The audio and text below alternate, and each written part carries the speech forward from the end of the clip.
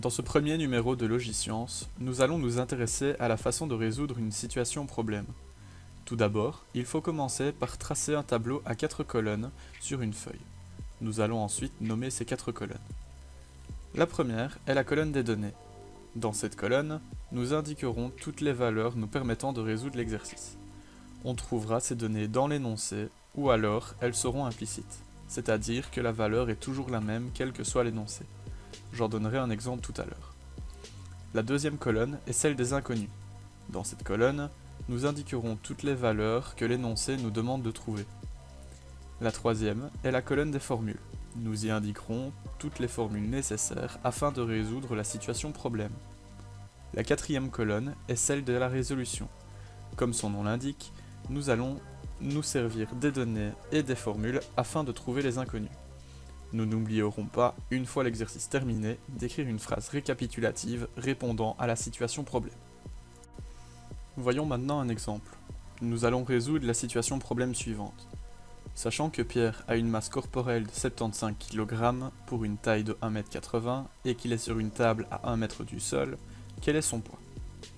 Nous commençons donc par tracer sur une feuille le tableau à 4 colonnes et nommons ces colonnes: données, inconnus, formule, résolution. Commençons par les inconnus. L'énoncé nous demande de trouver le poids de Pierre. Nous inscrirons donc que nous cherchons le poids de la façon suivante. Une fois l'inconnu trouvé, passons aux formules. Nous connaissons la formule du poids, qui vaut P égale à M fois G.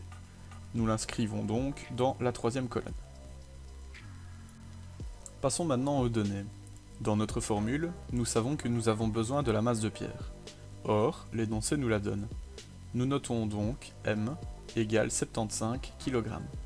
Il ne faut pas oublier d'écrire l'unité. Nous avons également besoin du facteur G. L'énoncé ne nous le donne pas, mais nous savons que G vaut toujours 9,81 N par kg. Il s'agit ici d'une valeur implicite. De nouveau, il ne faut pas oublier d'écrire l'unité.